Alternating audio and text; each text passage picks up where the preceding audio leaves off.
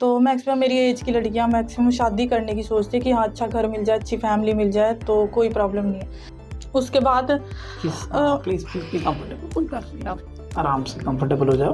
तो जो भी आप चेंज कर रहे थे वो मेनली ज्यादा से ज्यादा सीखने का आग पर अपनी रख मुझे। Humans behind the health care के एक नए एपिसोड में और एक बहुत ही स्पेशल एपिसोड में आपका फिर से एक बार स्वागत है। आज हमारे साथ एक बहुत ही स्पेशल स्टाफ जुड़े हैं हमारे सिस्टम के। इनका नाम राधिका है। मैं आपको इनसे अभी जल्दी इंट्रोड्यूस कराऊंगा। उससे पहले एक बात ये कहना चाहूँगा कि ये एपिसोड मेरे बहुत दिल के करीब है, क्योंकि जब हम होम केयर इंडस्ट्री में काम कर रहे हैं, एजिंग इंडस्ट्री में काम कर रहे हैं, तो बहुत ज़रूरी है कि जो वर्कफोर्स हमारे साथ काम करती है, जो फ्रंटलाइन हेल्थ केयर वर्कर्स काम करते हैं, उनकी क्वालिटी बहुत मैटर करती है। क्योंकि ये सारी इंडस्ट्री की ग्रोथ कहीं ना कहीं लोगों से जुड़ी हुई ग्रोथ है। हर उन लोगों की कहानियाँ हैं जो कैसे इस हेल्थ केयर की जर्नी को, इस होम हेल्थ केयर की जर्नी को बहुत ही ब्यूटीफुल बनाते हैं अपने कंपैशन से, अपने एक्सपीरियंसेस से। इसी कड़ी में जब मैं अपनी टीम को ये इस रिसर्च में बोलता हूँ कि मुझे बेस्ट ऑफ द बेस्ट लोगों से मिलवाइए, हर वो बंदा जो बहुत ही कंपैशनेटली हमारे सीनियर्स की, हमारे पेशेंट्स की रिकवरी का पार्ट है, उनकी डेली कंपेनियनशिप का पार्ट है, हम उन सभी लोगों से मिलते हैं। तो ऐसा ही नाम आज मेरे पास मेरी टीम ने प्रेजेंट किया after all our filtrations and all. So Radhika, I am more than happy to welcome Radhika. Welcome to the show Radhika. Thank you sir. Radhika please आप अपने बारे में कुछ बताइए पहले तो। सर वैसे तो मेरा नाम राधिका है और मैं हिमाचल से हूँ और मुझे बड़ा इंटरेस्ट था कि मैं मतलब नर्सिंग स्टाफ में मतलब काम करूँ और काम करने में बड़ा अच्छा लगता है मुझे ये काम करना ना। और ये काम मुझे बचपन से ही बहुत अच्छा लगता है, क्योंकि जब मैं स्कूल में भी थी और जब मैं अपनी पढ़ाई को कंप्लीट कर रही थी तो मेरा मोटिव यही था कि मैं मतलब नर्सिंग स्टाफ होंगी और मुझे काम करना है, हॉस्पिटल में बहुत सारे लोगों की हेल्प करनी है। मतलब मेरा ज़्यादातर यही था कि बहुत सारे मतलब अंदर से करुणा भाव आता था। अंदर से वो था कि मुझे लोगों के बीच में काम करना है, लोगों की हेल्प करनी है और जो मतलब कुछ गरीब लोग होते हैं और उनके साथ में मुझे मतलब ऐसा करना है कि जो आज तक किसी ने नहीं करा वो मुझे उनके साथ में अच्छा काम करना, अच्छी बात फैमिली की तरह एक ऐसे रहना कि जैसे एक घर का माहौल होता है वैसे उनके साथ बातचीत करनी और वैसे उनके साथ मुझे रहना है। राधिका, वैसे मुझे बताया गया है कि आपने बाय क्वालिफिकेशन आपने 10+2 किया है। हाँ जी। बहुत, अगर मैं अपने सिस्टम की बात करता हूँ तो हमारे यहाँ पे नॉर्मली हम लोग जिन लोगों को नर्सिंग ड्यूटीज़ देते हैं उनका मिनिमम ANM GNM या BSc होना मैंडेटरी होता है। जी सर, बिल्कुल। फिर भी आपका एक्सपीरियंस जिस तरीके से, और रीज़न मेरे लिए पास जो ये प्रोफाइल आई,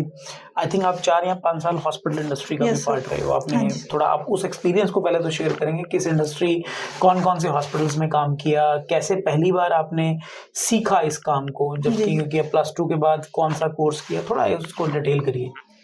सर जैसे मैंने +2 कंप्लीट की तो उसके बाद मेरा इंटरेस्ट था कि मैं एक नर्सिंग कॉलेज में एडमिशन लूँ, लेकिन थोड़ा फैमिली की वजह से मतलब या थोड़ा फैमिली की अमाउंट की वजह से थोड़ा मैं नहीं कर पाई। फिर उसके बाद मैंने एक GDA कोर्स करा जो कि ये कोविड फ्रंटलाइन वर्कर के नाम से जाना जाता है और वो मैंने करा। उसके बाद मैंने नाहन से किया ये कोर्स और ये 6 मंथ का है सर। उसके बाद सर मैंने अपनी OJT 1 1 साल के लिए मैंने पांवटा में मतलब ट्रेनिंग दी। उसके साल की आप वहाँ पे काम? Yes sir. और उसके बाद जो मैंने जॉब करी सर, मैंने बहुत सारी जगहों पे जॉब करी, जैसे सोलन में भी मैंने जॉब करी है मैक्सिमम, और मैंने हिमाचल में ददाहू में भी जॉब करी है। नाहन में मैंने श्री साईं हॉस्पिटल नाहन में करी है, स्पेशलिस्ट है। और सर मैंने देहरादून में भी करी है और अपने उत्तराखंड में भी सर मैंने होम केयर भी साथ में करा है और साथ के साथ हॉस्पिटल में भी जॉब करी है। जो कि मुझे हॉस्पिटल में जॉब ICU में ज़्यादा अच्छा लगता था कि ICU में बहुत सारे लोग होते थे वहाँ पे, मतलब इतने लोग होते थे कि जैसे कि अब आप देख लो, लोग वहाँ पे बड़ी कंडीशन ख़राब होती थी उन लोगों की। वैसे तो जनरल वार्ड में भी मेरी ड्यूटी लगती थी, इमरजेंसी में भी, हर जगह पर। ज़्यादातर मेरा प्रोफेशनल और ज़्यादा अच्छा मुझे ICU में ही लगता था, क्योंकि ICU में बहुत अच्छा काम सीखने के लिए भी मिलता था और ICU में मैंने अच्छा काम करा है। और मैं मतलब जहाँ भी तो हॉस्पिटल जितना मैं समझ पाता हूँ कि आपने जो, क्योंकि आपके दिल में सीखने की इच्छा हमेशा थी, तो आपने जहाँ-जहाँ आपको मौका मिला आप सीखते रहे और ज़्यादा से ज़्यादा इंटेंसिव वर्क आपने सीखा, राइट? आई थिंक आप बहुत क्लासिक उन लोगों की एग्जांपल में आते हो जिनको बहुत से लोग अपनी लाइफ में इस चैलेंज को लेके बैठे रहते हैं कि क्योंकि शायद मेरे पास पैसा नहीं है तो मैं आगे कैसे बढ़ूं, तो आपने यस। उस बैरियर को ब्रेक किया है। पहले तो मैं हाँ जी आपको सर। इस बात के लिए बहुत बहुत बधाई देना चाहूंगा थैंक कि यू सर। बड़ा मुश्किल होता है कि नॉर्मली हम अपने सरकमस्टांसेस को ही लेके बैठे रहते हैं, लेकिन ऐसी सिचुएशन में अगर लाइफ ने आपको कोई ऐसा एक मीडियम दिया, जैसे फॉर एग्जांपल गवर्नमेंट का भी ये बहुत अच्छे इनिशिएटिव्स हाँ हैं, जी कोविड जी हेल्पलाइन है, हमें वी आर वेरी अवेयर, और हम जी जी बहुत जी से ऐसे बच्चों को इस इंडस्ट्री में लाते भी हैं जहां अगर हम गवर्नमेंट के इस प्रोजेक्ट्स की प्लेसमेंट पार्टनर हैं। तो कोविड हेल्पलाइन वर्कर का जो प्रोजेक्ट आया था, उसके बाद वो आपको स्टार्टिंग ग्राउंड मिला, और हाँ उसके जी बाद हाँ जी आपने जैसे जैसे मौका मिला आप नर्सिंग प्रोग्राम का पार्ट बने। तो मीन्स कि आप अगर फॉर्मल क्वालिफिकेशन आपकी नर्स नहीं भी है, हाँ जी फिर हाँ भी जी आपने उस लाइन तक काम उस सीखा है। लाइन तक सर मैंने और आई काम थिंक अच्छा सीखा पिछले है। मेरे को लगता है 4 महीने से जब से आप हमारे सिस्टम का पार्ट हो, हमारे पास भी जो फीडबैक आई है, आई थिंक आपने क्रिटिकल केयर पेशेंट हमारे यहाँ भी देखे हैं, यस सर। और बहुत अच्छा फीडबैक हमें भी आपके बारे में आया। तो पहले तो मतलब very very thank much you sir. Thanks. बहुत थैंक ग्रेटिट्यूड फील होता है कि इस तरीके के लोग हमारे साथ जुड़ रहे हैं। थोड़ा मैं एक टर्निंग पॉइंट समझना चाहूंगा कि बचपन में क्या ऐसा एपिसोड था जब पहली बार लगा कि मुझे नर्स बनना है या इस लाइन में है? क्या ऐसी चीज थी जो आपको, कोई एपिसोड याद आता है, कोई ऐसी घटना याद आती है? यस सर, जैसे कि मेरे ग्रैंडफादर थे, तो उनको ज़्यादातर ये मतलब मेरे दादाजी के साथ ना मेरी मतलब बहुत अटैचमेंट थी। उनके साथ ही रहना, उनके साथ खाना-पीना हर चीज़। वो बड़े बीमार रहते थे इस चीज़ के लिए ना, मतलब वो उनकी एज थी 70-78 के बीच में। तो मैं अपने दादू के साथ, बड़ा शौक था मुझे रहने का, इतना मतलब फैमिली के साथ भी नहीं था। तो मेरे दादू मुझे कहते थे कि राधिका जब तुम बड़े हो जाओगे ना तो तुमने नर्स बनना है। कि जब वो नर्स मुझे देखते हैं, चेक करते हैं ना, तो मुझे ना तेरी परछाई उसमें दिखती है, मुझे तुम दिखते हो उसमें, तू वो करेगी। तो मेरे दादा एक्सपायर हो चुके थे 2016 फरवरी 2 को एक्सपायर हो चुके थे। तो वो दिल में चाहत थी कि हाय! उन्होंने मुझे नहीं देखा कि मैं स्टाफ नर्स होंगी। मतलब दिल में एक इच्छा भी थी कि मैंने अभी मेरे पास इतना अमाउंट भी नहीं है कि मैं नर्सिंग स्टाफ का मतलब कुछ ऐसा कर पाऊँ। और फैमिली भी को भी मैं बहुत अच्छे से सँभालती हूँ, और मेरी फैमिली में ऐसा कोई मतलब एजुकेटेड नहीं है इतना कि कोई गवर्नमेंट जॉब वग़ैरह में हो। मैक्सिमम यही है, और फैमिली वाले भी मतलब थोड़ा बहुत इतना कर लेते हैं कि चलो जिससे फैमिली का खर्चा वग़ैरह चल जाए। तो मेरे दिल में एक चाहत थी कि मुझे नर्सिंग भी करनी है और घर भी सँभालना है, मैं क्या करूँ? मुझसे कुछ भी नहीं हो रहा है। मतलब एक बारी में तो मैंने सोच लिया कि कुछ नहीं हो सकता, अब मैं क्या करूँगी? अब मैक्सिमम आज की डेट में तो यही होता है, लड़कियाँ शादी करती हैं, उसके बाद चली जाती हैं। सबसे मेन है कि मैं अपनी फैमिली में सबसे बड़ी लड़की मैं ही हूँ, और मुझसे बाकी सब मुझसे छोटे ही हैं। तो और टोटल आपके कितने भाई बहन हैं, थोड़ा बताइए? सर मैं वैसे हम 4 बहन-भाई हैं, जिसमें से हम 3 सिस्टर हैं और 1 हमारा ब्रदर है। तो सर वो सब मुझसे छोटे हैं, मैं उनसे बड़ी हूँ, मेरी 24 एज है। तो मैक्सिमम मेरी एज की लड़कियाँ मैक्सिमम शादी करने की सोचती है कि हाँ, अच्छा घर मिल जाए, अच्छी फैमिली मिल जाए तो कोई प्रॉब्लम नहीं है। सर मैंने अपनी फैमिली के बारे में सोचा कि नहीं, मुझे ना काम करना है। शादी तो चलो हो ही जाएगी, कोई बात नहीं, वो ऐसा नहीं कुछ नहीं है कि शादी नहीं होगी, लेकिन हो जाएगी। तो मेरे दिल में एक चाहत थी कि मेरे दादू ने मुझे कहा है कि तू नर्स बनेगी। क्योंकि मेरे दादू को बड़ा शौक था, उनको ये देखने का शौक था कि तू एप्रन पहनेगी व्हाइट कोट में, तूने मतलब मुझे देखना है तुझे। पहले तो मैं आपको इस बात का पूरा एश्योरेंस देना चाहूँगा कि आप इस बात पे पूरा बिलीव करिए कि आपके दादू इस टाइम यहाँ प्रेज़ेंट हाँ हैं, जी। और वे बहुत खुश हैं आपको इस यूनिफ़ॉर्म में देख के। हुँ। इस बात को आप महसूस करिए, राइट? तो उनको बड़ा प्राउड होगा कि आज राधिका फाइनली नर्स बन चुकी है यस सर। ना? प्लीज़ आगे बताइए। तो सर वो ना काफ़ी जैसे बीमार रहते थे ना, तो ज़्यादातर मतलब जैसे मेरी मम्मी का सर्जरी भी हुई, सब कुछ हुआ, तो उस टाइम के टाइम पे भी मैं बचपन से अपने दादू के साथ रहती थी। तो जब मैं 9th 8th 9th क्लास की में बीच में थी मैं, उस टाइम मेरे दादू ज़िंदा थे, मतलब ठीक थे। तो उसके बीच में मुझे हर रोज़ यही कहते थे कि मुझे ऐसा लगता है जैसे मेरी नर्स आ रही है। तो मेरे दिल में ये चाहत होती है कैसे होगा ये? नहीं होगा, मुझे पता है। हमारे पास इतना बैलेंस नहीं है और हमारे से नहीं होगा। मैं वैसे एक क्रिश्चियन हूँ, और मैं दुआ करती थी कि खुदा तू जो मेरे लिए करेगा वो सही करेगा, मुझे पता है। क्योंकि तू मतलब छोटे लोगों को ना निराश नहीं करता है। तो अंदर से एक चाहत थी। तो सच में इतना अच्छा लगा जब मैंने ये कोर्स करा, उसके बाद please please please please comfortable, कोई बात नहीं, आप आराम से कंफर्टेबल हो जाओ। I can understand your emotions, क्योंकि आप बहुत दिल से इस लाइन में जुड़े हो, तो मैं समझ सकता हूँ कि ये बड़ा आपके पानी पीना चाहोगे आप? प्लीज़ ये पानी ले सकते हो। Thank you sir.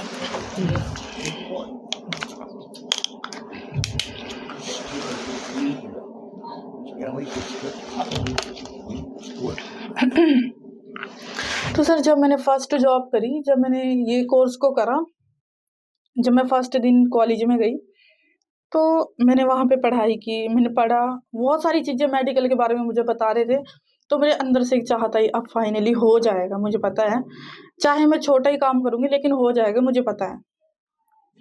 करते-करते मेरा कोर्स 6 मंथ हो चुके हैं, मेरा डिप्लोमा भी आ गया, सब कुछ हो गया। उसमें भी जब मैंने पढ़ाई करी थी तो मैं उसमें मेरे बड़े अच्छे नंबर आए थे।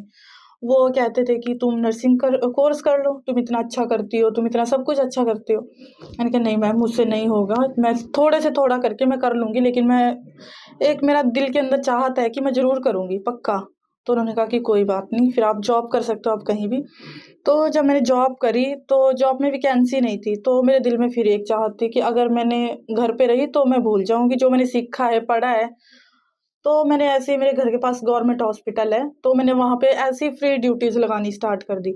सुबह-शाम ऐसे ही शौक था, डिलीवरी करनी सीखी मैंने, धीरे-धीरे स्टिचेज़ करना सीखा, वेंटिलेटर के बारे में मैंने सीखा, मेडिसिन वगैरह, आई एम श्योर जब आप छोटे बहुत शहर सारी से चीज़ें। होते हो तो आपकी ये इतने ज़्यादा कंप्लायंस नहीं होते वहाँ ऐसी अपॉर्चुनिटी, क्योंकि हेल्थ केयर ऑलरेडी इतना या डिप्राइव्ड है, तो अपॉर्चुनिटी दे देते हैं आपको कि अगर किसी आदमी को सीखना चाहता है तो उसको हाँ अपॉर्चुनिटी जी। मिलती है, राइट? तो वहाँ पे भी मेरा फ्रेंड सर्कल सर इतना था कि बहुत अच्छा फैमिली की तरह था, तो वहाँ पे फैमिली की तरह रहते-रहते मैंने बहुत कुछ सीखने की, मतलब धीरे-धीरे करके मैं अच्छे से अच्छे लेवल पे पहुँचती गई, और मैंने जब सीखा, फिर उसके बाद मुझे जॉब मिली पांवटा में। फर्स्ट जॉब मैंने पांवटा साहिब में करी थी, और जब मैंने पांवटा साहिब में जॉब करी, उसके बाद ही मैंने पांवटा में भी 3-4 हॉस्पिटल थे, जहाँ पे मैंने 3 हॉस्पिटल में जॉब 1-1, 2-2 साल तक मैंने करी, 6 मंथ, 1 साल, 2 साल तक मैंने करी। उसके बाद मैं देहरादून भी करी, मैंने सोलन में भी मैंने जॉब करी। फिर उसके बाद मैंने नाहन में आई, नाहन में मुझे 4 मंथ मैक्सिमम हो चुके थे। अगर मैं अभी करती रहती पूरे 4 मंथ हो चुके थे मुझे। मतलब सर मुझे इतना शौक था कि हर जगह पे बड़े-बड़े हॉस्पिटल में जाके मुझे एक्सपीरियंस बनाना है अपना, और अच्छा-अच्छा काम सीखना है। दिल में इतनी चाहत थी कि बहुत कुछ, कि ओटी में भी जा के मुझे डॉक्टर के साथ असिस्टेंट कराना, कि सर्जरी करवानी है सर के साथ, और मतलब तो अगर एलएसीएस मैं सही वगैरह समझूँ तो जो भी आप चेंज कर रहे थे वो मेनली ज़्यादा से ज़्यादा सीखने के लिए सीखने कर का रहे थे। वो था जहाँ सर आपको मेरा लगता है मोटिव। ग्रोथ थोड़ी कम हो रही है, आप अगली जगह मूव कर जाते थे। यस बहुत सर। अच्छी बात है, क्योंकि ज़्यादातर लोग पैसे के कारण चेंज करते हैं, हाँ सीखने के जी। कारण बहुत कम लोग करते हैं। तो आपका एक बड़ा अच्छा एग्ज़ाम्पल आपने सेट किया है। हुँ। अब मैं थोड़ा ये पूछना चाहूँगा कि किस टाइम पे आपको पता लगा कि ये होम केयर भी एक इंडस्ट्री है, जिसमें काम किया जा सकता है? कैसे पहली बार आपको इसके बारे में पता लगा? आपने हॉस्पिटल में काम किया इतने साल, अब आप होम केयर में काम कर रहे हैं, दोनों के डिफरेंस के बारे में समझाइए, ताकि जो लोग इस एपिसोड को देखेंगे उनको भी कुछ सीखने को मिले कि आपका नज़रिया क्या है। आप पहले पता कैसे लगा और उसके बाद अब आपका एक्सपीरियंस क्या आपको ऐसा लग रहा है? सर वैसे जैसे मैं नाहन में जॉब कर रही थी, मेरी फ्रेंड ऑलरेडी यहाँ से जॉब करके वहाँ मतलब थी, थोड़ा ऐसी फैमिली मैटर की वजह से वो थोड़ा यहाँ से जॉब के कारण वो चले गए थे, उन्होंने जॉब छोड़ दिया यहाँ से, फिर वो श्री साई हॉस्पिटल में थे। तो एग्जैक्टली मेरी बात उनसे हो रही थी, वैसे ही हम ड्यूटीज़ थी मेरी, एसएनसीयू में शिफ्ट थी, तो वो सिस्टर मेरे साथ ही थे। तो उन्होंने कहा कि दीदी आप कहाँ से हो? मैंने उनको सारा कुछ बताया, मैं यहाँ से हूँ और मैं यहाँ जॉब करती हूँ। उन्होंने कहा दीदी आप इतना अच्छा काम करते हो, मुझे भी सिखाओगे? दिल में वो भी कह रही थी कि मुझे सीखना है, क्योंकि जैसे आपको एनएस मैम बोलते हैं कि बहुत अच्छा काम करते हो आप, मतलब आपको नर्सिंग स्टाफ की नीड नहीं होती, आप अकेले हर चीज़ को सँभालते हो, मुझे भी सीखना है। मैंने कहा ठीक है कोई बात नहीं। फिर उन्होंने मुझे बताया, मैंने कहा आपने जॉब कहाँ करी है? उन्होंने कहा कि दीदी मैंने वैसे चंडीगढ़ में करी है, और चंडीगढ़ में मैं होम केयर नर्सिंग स्टाफ थी, और मैं जीडीए स्टाफ हूँ, और मैंने काम करा है वहाँ पे, अच्छी सैलरी है, और मतलब अच्छा लगता है वहाँ पे काम करने में, मतलब वहाँ पे घरों पे जाते हैं और वहाँ पे बहुत सारे बुजुर्ग होते हैं, और वहीं पे हमारे को केयर वगैरह करनी होती है, 12 घंटे की शिफ्ट भी होती है, 24 आवर्स भी होती है। तो उसके बाद मैंने सोचा कि चलो जैसे कि फैमिली को मैं सँभाल रही हूँ, तो मैक्सिमम फैमिली से दूर तो जाना पड़ेगा और सीखना पड़ेगा और देखना है मुझे कि मतलब क्या काम है वो। जब मैं यहाँ पे आई सर मुझे इतना अच्छा लगा, जब मैं फर्स्ट पेशेंट के पास मुझे मैम ने भेजा, तो मुझे बड़ा अच्छा लगा, दवाई दी मैंने, पेशेंट को देखा, इंजेक्शन वगैरह क्या मतलब पूरा हॉस्पिटल की तरह था, बड़ा अच्छा लगा। फ़र्क ये था कि मैं घर पे थी और पहले मैंने हॉस्पिटल में काम करा। इतना अच्छा लगा मुझे यहाँ पे काम करते, मैंने धीरे-धीरे करके बहुत सारे पेशेंट के पास गई। बहुत अच्छा लगा मुझे यहाँ पे काम करके, और इतना अच्छा लगा कि अब मुझे जाने का भी मन नहीं करता कि मैं यहाँ इस कंपनी को छोड़ के भी जाऊँ। नहीं, बट आप थोड़ा ये बताइए, फिर भी आपको टेक्निकली जो होम केयर होता है या हॉस्पिटल होता है, दोनों के काम में क्या डिफरेंस होता है? थोड़ा अगर आप टेक्निकली समझाएं तो आपको क्या डिफरेंस लगा, या इन्वायरमेंट में क्या डिफरेंस लगा? क्या नई चीज़ें सीखने को मिलती हैं होम केयर में जो हॉस्पिटल में नहीं होती है? सर वैसे तो हॉस्पिटल में जैसे कि तो वहाँ पे केयर ज़्यादातर नहीं होती है। हॉस्पिटल में जैसे मेरा एक्सपीरियंस रहा है, जैसे मैंने ड्यूटीज़ करी है, वहाँ पे इतनी केयर नहीं होती है। क्योंकि जैसे कि हॉस्पिटल में आप देख लो ये इंजेक्शन। कि नर्स जो है मल्टीपल पेशेंट्स पे भी काम कर रही है, तो हाँ केयर जी। डिवाइड भी हो जाती है नेचुरली। आप एक ही शिफ्ट में 5-7 पेशेंट्स को देख रहे हो, हाँ वर्सेस यहाँ जी। एक ही पेशेंट को देखना है। हाँ जी सर।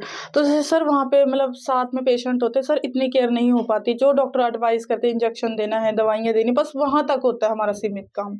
उसके बाद हमारे को भी मतलब ऐसे टाइमिंग का होती है कि नहीं अब दूसरा स्टाफ हो जाएगा वो कर लेंगे।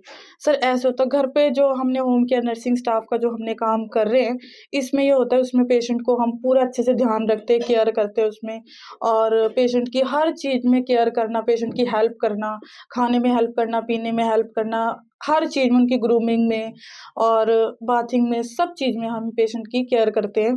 जो कि आज हॉस्पिटल में मतलब ऐसा नहीं है जो मेरा रहा है, क्योंकि मुझे पता है कि हॉस्पिटल में मतलब इतना नहीं है। और जैसे कि कुछ पेशेंट हॉस्पिटल में नहीं रहना चाहते हैं, कुछ कहते हैं कि नहीं, मतलब कुछ घबराते हैं, कुछ बोलते हैं कि नहीं मुझे हॉस्पिटल में नहीं रहना, कुछ घर पे रहते, तो घर पे ही हम उसको मतलब केयर प्रोवाइड करते हैं कि अगर उनको घर पे ही देखभाल करना, इंजेक्शन देना, काम करना उनके ऊपर, तो वो घर पे ही प्रोवाइड है। राधिका, अगर आप अपनी लाइफ में नर्स ना बने होते किसी कारण से, तो और क्या कर रहे होते? क्या लगता है आपको? सर वैसे तो कुछ पता नहीं है कि मैं उस टाइम क्या कर रही होती। और और क्या पसंद है आपको? सर वैसे तो मैक्सिमम मुझे ना बड़ा सिंगिंग का बड़ा शौक है। हर एक साज को अच्छे से प्ले करना, हर एक साज को मतलब हर एक सॉन्ग पे प्ले करना है मुझे। क्या एक अपॉर्चुनिटी ले सकते हैं कि 2 लाइनें हो जाएं आपकी तरफ से? कोई भी ऐसा सॉन्ग जो आपके दिल के करीब है। सर जब मैंने फर्स्ट टाइम सिंगिंग करना सीखा था, तो हमने जब हर चीज़ बजानी सीखी थी ना, तो कोई भी, इफ यू आर कंफर्टेबल। मतलब नहीं, अगर ये आपके लिए ऑकवर्ड मोमेंट है तो हम इसको छोड़ भी सकते हैं। नहीं अगर सर, आप कोई बात नहीं है, ऐसा कुछ नहीं है। करिए प्लीज।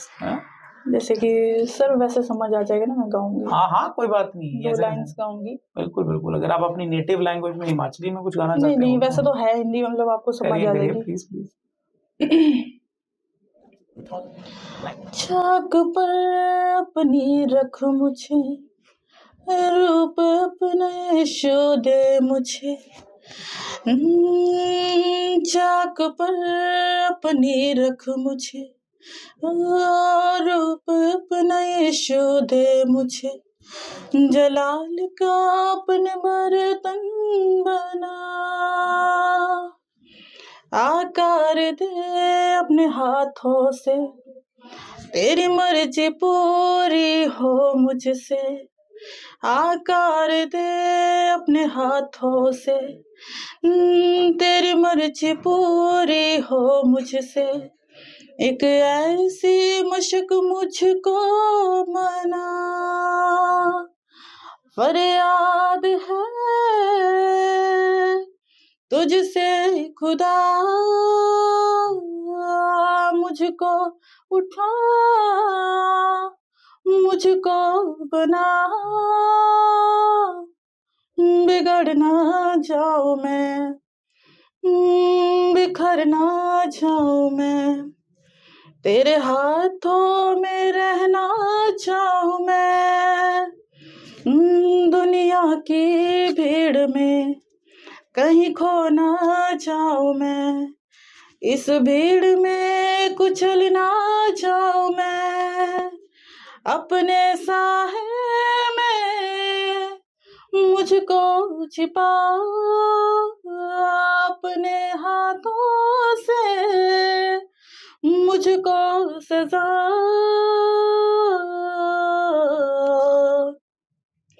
चाक पर अपनी रख मुझे, रूप अपना यीशु दे मुझे।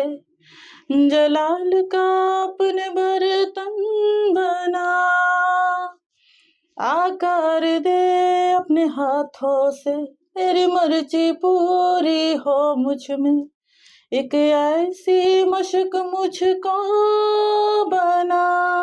Thank you sir. मैं बता रहा था, you are an absolutely blessed soul. बहुत ही Thank you. डिवाइन आवाज है, बहुत ज्यादा। I was completely mesmerized. Thank you so much for Thank you, creating sir. this moment. I think बहुत सी बातें करनी थी आपसे, बहुत कुछ सीखने को है, स्पेशली जो यंगस्टर्स इस वीडियो को देखेंगे, इस एपिसोड को देखेंगे, उनको बहुत कुछ सीखने को मिलेगा कि कितनी ब्यूटीफुल सोल्स हैं जो इस हेल्थ केयर इंडस्ट्री का, होम हेल्थ केयर इंडस्ट्री का पार्ट है। उससे ज़्यादा मेरे को लगता है कि आप एक बहुत ही अच्छे इंसान हो। क्या कहना चाहोगे वो सभी यूथ को जो आज कहीं उस मोटिवेशन को लैक करते हैं, या मेरा तो ये मानना है कि चाहे आप हेल्थ केयर में कहीं भी हो, क्योंकि हम हेल्थ केयर की लाइन को बहुत टच ड्रिवन इंडस्ट्री, ये एक इमोशंस कंपैशन के साथ चलती है, तो कुछ उन आपके जैसे जो यंगस्टर्स हैं उनके लिए कोई मैसेज देना चाहोगे कि क्योंकि ये हमारी भी जो इंडस्ट्री है ये बहुत एजिंग आजकल बहुत स्पीड अप हो रही है, हर बुजुर्ग को आजकल इस केयर इंडस्ट्री की ज़रूरत है ना, क्योंकि अब इंडिया जैसे जैसे आगे बढ़ रहा है तो हमारी 11 से 12% population already in old age care services की नीड में है कहीं ना कहीं, या उन सारे नहीं तो उनमें से अगर 10% लोगों को भी इसकी ज़रूरत है, तो ये बहुत बड़ी नीड है। हमें मतलब एक इस तरीके की केयर वर्कफोर्स बनाने की ज़रूरत है। कुछ मैसेज देना चाहेंगे उन सभी ऑडियंस को? सर मैं यही कहना चाहूँगी कि जो लोग या मतलब जो बच्चे हैं, यूथ है जो, वो अगर काम नहीं कर रहे हैं तो मैं यही कहूँगी कि ये कंपनी उनके लिए, जैसे कि घर फैमिली के लिए हेल्प वगैरह करनी है, या किसी की मतलब इसमें हमारा मोटिव यही रहेगा कि इसमें हम अपने घर की भी हेल्प कर सकते हैं और दूसरे बड़े बुजुर्गों की भी हेल्प कर सकते हैं, केयर में, हर चीज़ में। तो मैं यही कहना चाहूँगी कि सबसे बेस्ट यही कंपनी है कि जिसमें हमें काम करना है, अच्छा लगता है, हर बहुत कुछ हमारे को सीखने के लिए मिलता है कि हमने क्या करना है, क्या नहीं करना, हर चीज़ का हमारे को पता लगता है कि ज़िंदगी में और लाइफ में और मतलब बहुत सारी जगहों पे क्या है, हमारे को हर चीज़ सीखने के लिए मिलती है, और जो आज तक हमने मतलब देखा नहीं है वो हमने इसमें महसूस भी करा है, देखा भी है, और हमें पता भी लगा है कि यहाँ पे क्या है, क्या नहीं है। वंडरफुल। राधिका, कोई ऐसा मैसेज उन फैमिलीज़ के लिए जब वहाँ पर आप केयर करने जाते हो, आपको लगता है कि एक नर्स एक फैमिली से क्या एक्सपेक्ट करती है? आई एम श्योर बहुत से एक्सपीरियंसेस होते हैं, बहुत जगह अच्छा भी फील होता है, कुछ चीज़ें ऐसी भी होंगी जो आपको भी थोड़ी बुरी भी लगती होंगी। कोई ऐसा मैसेज इस, क्योंकि आज ये प्लेटफॉर्म मिला है, तो कोई आप ऐसी बात कहना चाहोगे जो फैमिलीज़ को भी ध्यान देना चाहिए कि जब आपके घर पे कोई नर्स आए तो आप क्या बातों का ध्यान रखिए? एज अ स्टाफ आप कुछ फैमिली के लिए मैसेज देना चाहोगे? सर वैसे तो मैं यही कहना चाहूँगी, जैसे कि अगर हम किसी फैमिली में मतलब काम कर रहे हैं, तो हमें वो फैमिली में अपनी फैमिली की तरह रहना है। अगर उसमें कुछ डाँट भी मिलती है तो वो भी हमारी कुछ कमी की वज़ह से मिलती है हमारे को ना, कि अगर हम सोचते हैं मतलब कि हाय मुझे डाँट पड़ गई है, ऐसा हो गया वे, ऐसा कुछ नहीं है। बिल्कुल नॉर्मली लेके जाना, कुछ नहीं है ऐसा, मतलब अपनी फैमिली की तरह रहो। मैं एक फैमिली में थी सर, उस फैमिली में मुझे डाँट भी मिलती थी, उस फैमिली में काम भी करना, एक प्यार भी था, उसमें डाँट भी थी, एक मतलब एक ऐसा लगता था कि मतलब अच्छा लगता था। वहाँ से जब मैं फैमिली में थी तो मुझे ऐसा लगता था कि मैं घर ना जाऊँ, मुझे यहीं पे रहना है। और वहाँ पे जब मैं अंकल जी की हेल्प करती थी, हर छोटे-छोटे काम में मुझे हेल्प करनी है अंकल जी की, अंकल को अकेले नहीं छोड़ना, और उनको इतना रखना है कि मतलब वो ये सोचते थे ना, वो पार्शियलिटी के पेशेंट थे, मतलब थोड़ा ऐसे ही था। तो वो ऐसे सोचते थे कि मैं अकेले हैं, मतलब ऐसा, मतलब कुछ भी अकेले में काम नहीं कर पाते थे। वो अगर अकेले में कुछ काम कर पाते थे तो कई बार अंकल रोने लग जाते थे। और तो मैं उनके साथ, अंकल जी के साथ वैसे ही काम करना, अंकल जी के साथ रहना, तो वो हर चीज़ को धीरे-धीरे करके वो भूलना स्टार्ट हो गए। फैमिली के साथ मेरी अच्छी अटैचमेंट हुई। फैमिली ने भी मुझे कुछ चीज़ों पे डाँटा भी, फिर मैंने उनकी बात का बुरा नहीं माना, क्योंकि बड़े लोग हैं, वो डाँटते भी कोई बात नहीं, कुछ हमारे को सिखाते भी हैं और हमने सीखना भी है। कुछ हम सीखते हैं, कुछ सिखाते हैं, और कुछ ज़िंदगी में सीखने के लिए हमारे को मिलता है वहाँ पे। जैसे फैमिलियों के बीच में कुछ नई चीज़ें सीखनी, नई चीज़ें बतानी, बहुत सारा मतलब बहुत अच्छा लगता है। मतलब हर चीज़ में हेल्प करनी पेशेंट की, पेशेंट जहाँ जा रहा है उनके साथ में रहना, केयर करनी उनकी, मतलब उनके साथ ऐसे रहना एक फैमिली की तरह, और एक जैसे एक माँ अपने बच्चे को सँभालती है, वैसे एक हमने भी वैसे उनको सँभालना है। क्योंकि जब पेशेंट बीमार हो जाते हैं तो उनको ना एक सपोर्ट की ज़रूरत होती है। वो सोचते हैं कि मतलब थोड़ा उनमें चिड़चिड़ापन होता है, गुस्सा होता है, और थोड़ा वो मतलब बहुत बुरा-भला बिल्कुल बहुत ठीक कुछ कह रहे हो, बोल बिल्कुल देते ठीक हैं। कह रहे लेकिन हमने उनकी बात का बुरा नहीं माना क्योंकि वो इस मतलब कंडीशन में नहीं है कि वो हमारे को समझ सके। लेकिन हमें उनको समझना है कि वो क्या कहना चाहते हैं। वो बहुत कुछ बोलते हैं और गुस्सा भी आता है। मैक्सिमम मुझे भी आया कई बार गुस्सा, लेकिन मैंने कहीं न कहीं सोचा है कि वो इस कंडीशन में नहीं है कि वो हमारे को समझ सकें। वो क्यों बीमार हैं तो वो ऐसा करेंगे, कोई बात नहीं। हॉस्पिटल में भी मेरा ऐसे ही रहा है कि कई जगहों पे मैंने मतलब इतनी गंदी लैंग्वेज में गालियाँ तक सुनी हैं, पर मुझे यही रहा कि चलो कोई बात नहीं, वो बड़े हैं, कोई बात नहीं, वो पेशेंट हैं, कोई दिक्कत नहीं। सर ये है, मतलब मुझे सीखने के लिए बहुत अच्छा लगा और सीखा भी मैंने, सिखाया भी और बहुत सारे पेशेंटों के साथ मेरी इतनी अच्छी अटैचमेंट हुई कि जब मैं वहाँ से आ रही थी, तो कुछ पेशेंट मतलब मुझे देख के रोने लगे कि आप जा रहे हो। मैं इधर जालंधर में थी, तो वो अंकल काफ़ी रोने लगे मुझे देख के। तो उन्होंने मुझे इनाम भी दिया। उन्होंने कहा कि आप ना मतलब कोशिश करना, मैं जब सर्जरी हो जाएगी तो रिकवरी के लिए आप ही आओ मुझे देखने के लिए। मैंने ये कहा आप ठीक जब है। जॉर्गर्स के साथ काम हाँ कर जी, रहे हाँ थे? जी। अच्छा, मैं इन्हीं ओके। कम और उन्होंने मुझे इतना अच्छा रहा उनके साथ एक्सपीरियंस। और मैक्सिमम जितनी भी मैं मतलब फैमिलीज़ में गई हूँ, फैमिली से मेरा अच्छा ही एक्सपीरियंस रहा है सर। राधिका, मैं आपको बता सकता हूँ आप बहुत ही ब्यूटीफुल सोल हो। पहली बात, एक बहुत बढ़िया इंसान हो आप। जो सब लोग देख रहे हैं, स्पेशली मेरे लिए ये बहुत कुछ लर्निंग एक्सपीरियंस था। हमें ये सीखना बहुत ज़रूरी है कि पहली बात जो मैं इनसे सीख पाया कि क्वालिफिकेशन कई बार लाइफ में हमारे सर्कमस्टांसेस के कारण, अगर हमारे को फाइनेंशियल कंस्ट्रेंट आ गया, लेकिन मन में अगर जज्बा है तो आप कर ही लोगे। तो राधिका, उसके सामने मुझे कुछ बोलने की ज़रूरत नहीं है, आपके सामने आपने सारी कॉन्वर्जेशन सुनी है। ये एक लाइव एग्जांपल है कि जब पैशन था, माइंड में क्लैरिटी थी कि करना है तो करना है, इन्होंने करके दिखाया। एक ऐसी एग्जांपल सेट की कि आज ये हमारे साथ अवेलेबल भी हैं इस शो में।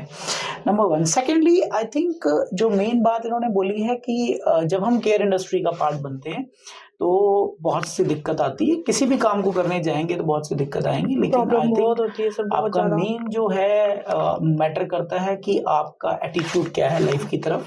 आप एक सर्विस इंडस्ट्री को, और ये एक उस चीज़ की एग्जांपल है कि केयर जस्ट सर्विस नहीं है, केयर एक रिश्ता है, केयर एक रिस्पॉन्सिबिलिटी है, और इसको दिल से शायद रोज जीने की ज़रूरत है। तो मैं इसके साथ ही इस डिस्कशन को यहीं पर समाप्त करूँगा और राधिका को एक बार बहुत बहुत फिर से बधाई थैंक यू दूंगा सर। कि बहुत अच्छा काम कर रहे हो, आगे भी यह काम करते रहिए। बहुत से यूथ आपसे, आई एम श्योर, इसको देख के इंस्पायर होंगे। Sir thank you so sir. Much for coming and keep doing a great work. हम बहुत जल्दी फिर से मिलेंगे humans behind the health care के एक नए एपिसोड के साथ। यहाँ दोस्तों हमारी यही कोशिश रहेगी कि हम मैक्सिमम, चाहे वो हमारे क्लाइंट्स हैं, जो फैमिलीज हैं, क्योंकि ये केयर गिविंग का जो रिश्ता है ये सिर्फ स्टाफ तक लिमिटेड नहीं है, इसमें फैमिलीज भी उतनी ही रिस्पॉन्सिबल रोल प्ले करती हैं। बहुत से लोग अपने घर में खुद से अपने ओल्ड एज लोगों का, पेशेंट्स की केयर करते हैं, तो फैमिली केयर गिवर्स की भी जर्नी है।